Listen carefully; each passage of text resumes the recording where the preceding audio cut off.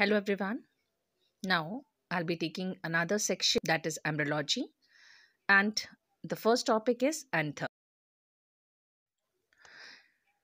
इस सेक्शन में इंक्लूड करेंगे कि किस तरह से एंथर का स्ट्रक्चर होता है, कैसे माइक्रोस्पोर्स का फॉर्मेशन होता है, किस तरह से टपेटम माइक्रोस्पोर्स को मेल गैमेटोफाइट का डेवलपमेंट, पोलन ग्रेन्स का, ओव्यूल्स के टाइप्स, मेगास्पोरोजेनेसिस, फीमेल गैमेटोफाइट का development, pollination, fertilization, dicot and monocot embryo structure and formation, about endosperm, the different type of endosperms, polyembryony, parthenocarpy, and apomixis. Flower को modified shoot कहा जाता है, भी nodes and internodes पाए जाते हैं। हालांकि यहाँ पर इंटरनोड्स अत्यंत छोटे होने की वजह से नोड्स बहुत पास पास में आ जाते हैं। This is the typical flower. हम यह देख सकते हैं स्टॉक, जिसे पेडिसल कहा जाता है। इसके ऊपर जो फूला हुआ भाग है जिसे थैलेमस कहा जाता है, इस थैलेमस पर सभी फ्लोरल वर्ल्स पाए जाते हैं जो कि लीव्स का ही मॉडिफिकेशन है for the purpose of reproduction. 4 प्रकार के वर्ल्स पाए जाते हैं। Outer two, the first and second one, they are known as the accessory, lower या आउटर वर्ल्स। इसमें आते हैं कैलिक्स, जिसके प्रत्येक सदस्य को सेपल कहा जाता है, और कोरोला, जिसके प्रत्येक सदस्य को पेटल कहा जाता है। आंतरिक जो 2 वर्ल्स हैं उन्हें कहा जाता है एसेंशियल अपर या इनर वर्ल्स। थर्ड नंबर का जो वर्ल है इसे एंड्रोशियम कहा जाता है और इसके प्रत्येक सदस्य को स्टेमन, और सबसे इनर मोस्ट गाइनोशियम या पिस्टल, जिसके प्रत्येक सदस्य को कार्पल कहा जाता है।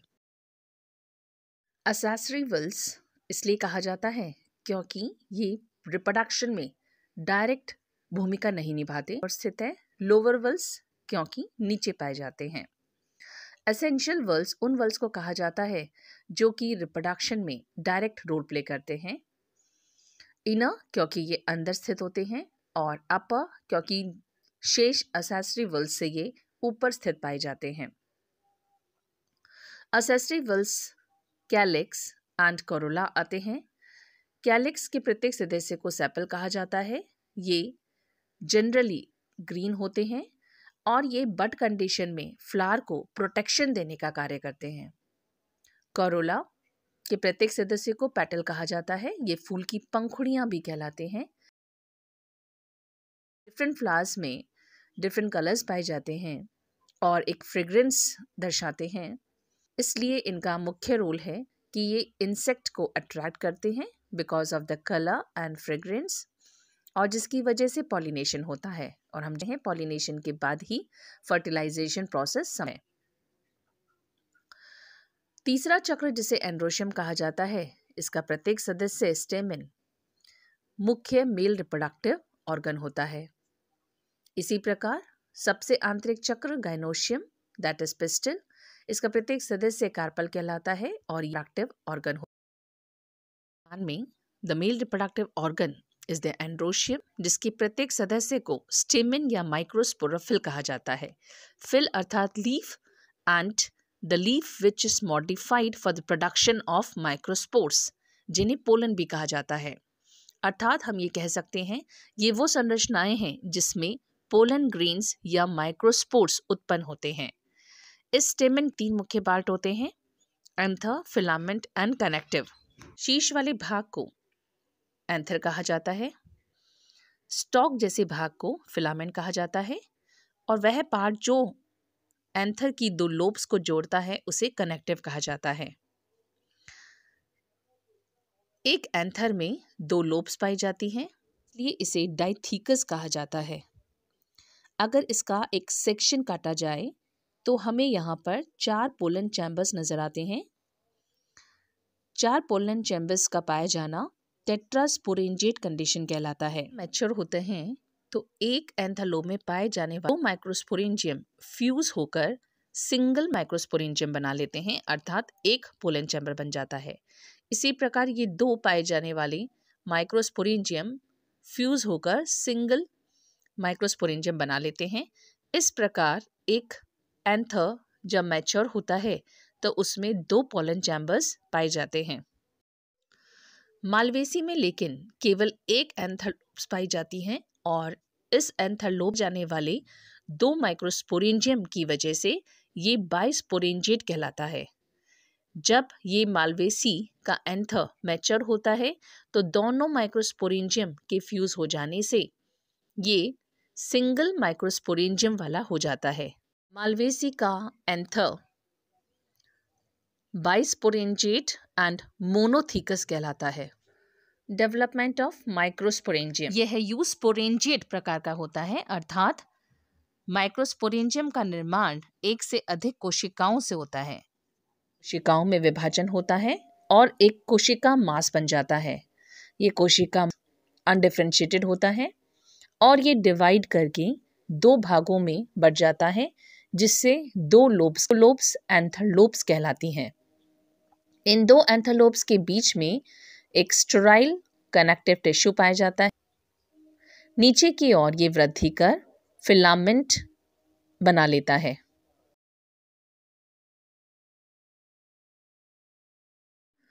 चार माइक्रोस्पोरेंजियम का निर्माण होता है। इस एंथर में 4 एंथर वॉल्स और सबसे आंतरिक माइक्रोस्पोरेंजियम पाया जाता है। इस एंथर वॉल में सबसे बाहर की ओर एपिडर्मिस, लोथीशियम, देन मिडल लेयर्स और सबसे आंतरिक टपेटम पाया जाता है। एंथर में सबसे बाहर की ओर एपिडर्मल सेल्स पाई जाती हैं। उसके अंदर पाए जाने वाली कोशिकाएं जो सेल्स, जिनमें कुछ डिफरेंशिएटेड सेल्स जिन्हें आर्कियोरियल सेल्स में पेरिक्लिनल होता है, अर्थात वह डिवीजन जिससे एक कोशिका डिवाइड करके इनर और एक आउटर सेल में डिवाइड हो जाती है। आउटर लेयर ऑफ सेल्स को प्राइमरी पैराइटल सेल्स कहा जाता है, जबकि इनर लेयर को प्राइमरी स्पोरोजिनस सेल्स कहा जाता है। आउटर प्राइमरी पैराइटल सेल्स में जब पेरिक्लिनल डिवीजन होता है तो आउटर एंडोथीशियम और इनर पैराइटल वॉल सेल्स बनती हैं। ये पैराइटल वॉल सेल्स डिफरेंशिएट होकर 2 to 3 लेयर्स की मिडल लेयर और इनर मोस्ट टपेटम निर्मित करता है, जबकि आंतरिक प्राइमरी स्पोरोजिनस सेल्स डायरेक्टली या फिर डिवीजन के द्वारा माइक्रोस्पोर मदर सेल निर्मित करता है।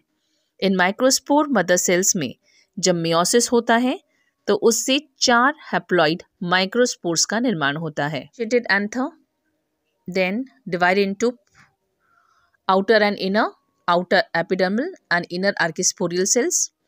आर्किस्पोरियल सेल्स में जब पेरिक्लिनल डिवीजन होगा तो डिवाइड करके बनाएगा outer parietal cells and inner sporogenous cell layer. Outer parietal cell में जब पेरिक्लिनल डिवीजन होता है इससे बनता है एंडोथीशियम और inner parietal cell. Inner parietal cells में जब पेरिक्लिनल और एंटीक्लिनल डिविजन्स होते हैं तो उससे बनता है 2 to 3 layers of middle layers and inner most tapetum. Primary sporogenous sales directly या कुछ डिवीजन के बाद माइक्रोस्पोर मदर सेल निर्मित करती हैं। ये माइक्रोस्पोर मदर सेल में जब मियोसिस होता है तो उससे 4 माइक्रोस्पोर्स से माइक्रोस्पोर्स फॉर्म होते हैं, जिन्हें पोलन ग्रेन्स भी कहा जाता है।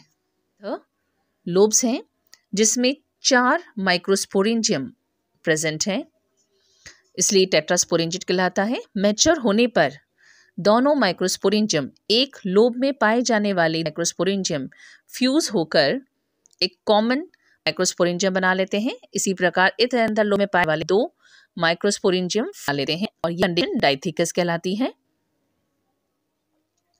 यहाँ हम देख सकते हैं कुछ कोशिकाएं हैं जो कि जिनकी वॉल काफ़ी थिन होती है और ये वीक पॉइंट्स होते हैं जहाँ से एंथर डिहिस करता है, जिससे कि माइक्रोस्पोर्स या पोलन ग्रेन्स बाहर मुक्त हो जाते हैं।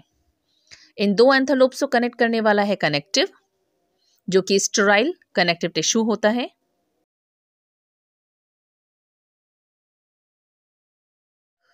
Wall of anther, outermost epidermis, फिर 2 से 3 लेयर होती है मिडल लेयर और सबसे आंतरिक टपेटम। एपिडर्मिस ये सबसे आउटर लेयर है जो कि प्रोटेक्शन देने का कार्य करती है। इनकी सेल्स लंबाई में कम होती है और चौड़ाई में ज़्यादा होती है।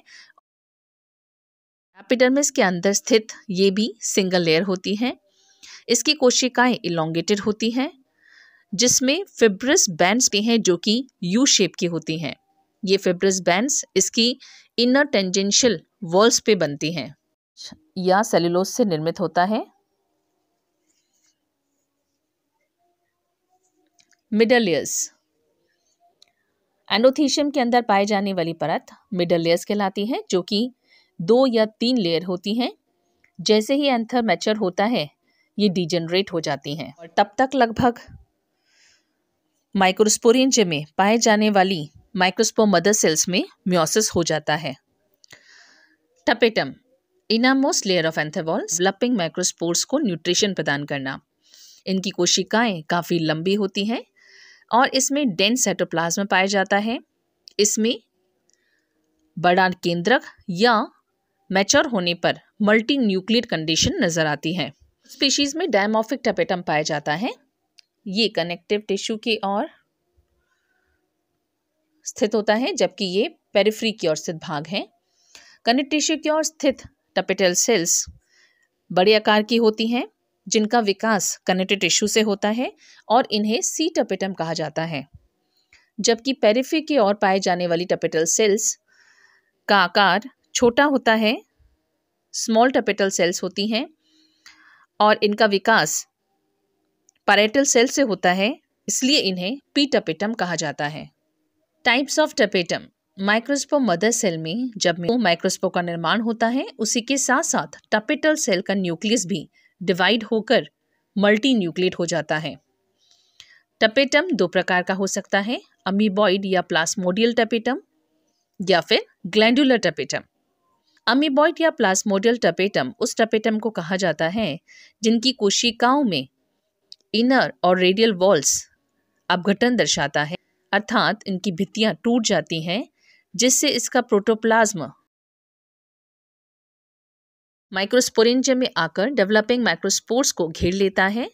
इसे पेरीप्लाज्मोडियम कहा जाता है और इस प्रकार इन टपेटल सेल्स में पाए जाने वाली कोशिकाएं अपघटित हो जाती हैं और उनका पूरा प्रोटोप्लाज्म माइक्रोस्पोरेंजियम में पहुंचकर डेवलपिंग माइक्रोस्पोर को न्यूट्रिशन देने के दौरान खत्म हो जाता है। For example in Typha, Tradescantia and in monocots. Second type is glandular tapetum. Glandular tapetum उसे कहा जाता है जिसमें कोशिकाओं की भित्तियां अपघटित नहीं होती। इसमें पाए जाने वाला प्रोटोप्लाज्म स्त्रावित होकर माइक्रोस्पोरेंजियम में स्थित माइक्रोस्पोर्स को न्यूट्रिशन प्रदान करता है। इन कोशिकाओं में विशेष संरचनाएं पाई जाती हैं इन्हें प्रोयूबिश बॉडीज कहा जाता है। प्रोयूबिश बॉडीज पर स्पोरोपोलिन के जमा हो जाने से ये यूबिश बॉडीज कहलाती हैं। इस डेवलपिंग माइक्रोस्पोर की एग्जाइन पर जमा हो जाती हैं और इस प्रकार यूबिश बॉडीज माइक्रोस्पोर की एग्जाइन का निर्माण करती हैं।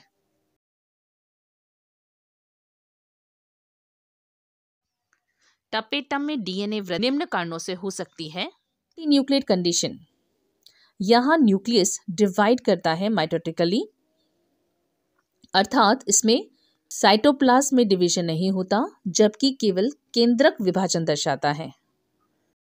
एंडोमाइटोसिस, एंडोमाइटोसिस वह क्रिया है जिसमें न्यूक्लियर मेम्ब्रेन के नष्ट हुए बिना क्रोमोसोम्स में डुप्लीकेशन हो जाता है जिससे जेनेटिक मटेरियल में वृद्धि हो जाती है लेकिन कोशिकाओं की संख्या में वृद्धि नहीं होती। Mission of restitution nucleus, anaphase में क्रोमोसोम्स जब पोल्स पे पहुंचते हैं तो वे अलग अलग न्यूक्लियर मेम्ब्रेन बनाते हैं, लेकिन यदि ये अलग अलग न्यूक्लियर मेम्ब्रेन बनाने की बजाय दोनों पोल्स पर पाए जाने वाले समस्त क्रोमोसोम यदि मेम्ब्रेन में कवर्ड हो जाएं तो उससे टेट्राप्लॉइड न्यूक्लियस का निर्माण होता है और यह रेस्टिट्यूशन न्यूक्लियस जब एक क्रोमोसोम में 2 से अधिक क्रोमेटिड्स पाए जाएं, हम जानते हैं एक क्रोमोसोम में 2 क्रोमेटिड्स पाए जाते हैं, लेकिन यदि 2 क्रोमेटिड्स की बजाय अगर एक क्रोमोसोम में अधिक क्रोमेटिड्स पाए जाते हैं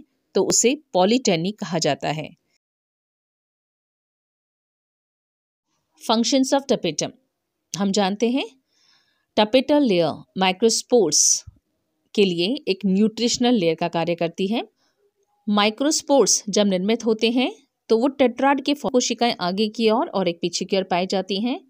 ये माइक्रोस्पोर्स कैलोस की वजह से एक दूसरे से जुड़े हुए पाए जाते हैं, जिन्हें माइक्रोस्पोर टेट्राड कहा जाता है।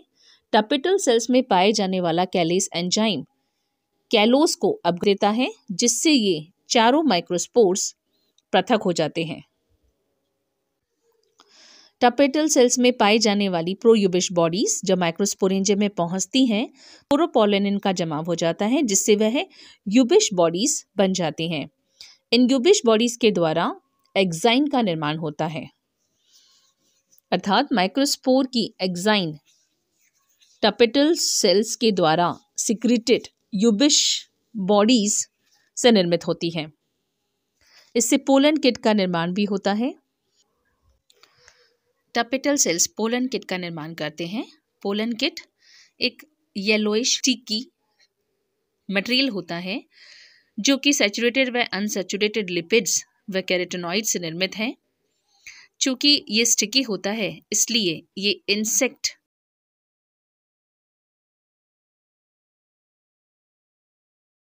पॉलिनेशन में बेसिकली हेल्प करता है। ये पोलन को एंथर में होल्ड करने का कार्य करता है और पोलन डिस्पर्सल बेसिकली जब इंसेक्ट पॉलिनेशन होता है तो इंसेक्ट को अट्रैक्ट करता है because of the colour, and इसका स्टिकीनेस इन पोलन्स को इंसेक्ट की बॉडी पे अडहेर करता है। इसके अलावा ये वाटर लॉस को भी रोकता है, अल्ट्रावायलेट रेडिएशन से प्रोटेक्शन देता है, पोलन स्टिग्मा रिकॉग्नाइजेशन में हेल्प करता है, फंजाई और बैक्टीरिया से प्रोटेक्शन देता है। स्पोर वॉल में प्रेजेंट प्रोटीन्स जब मुक्त होते हैं तो हे फेवर या एलर्जी उत्पन्न करते हैं, टेबल स्टिग्मा को पहचानने का कार्य करते हैं। So that's all in this video. Thank you.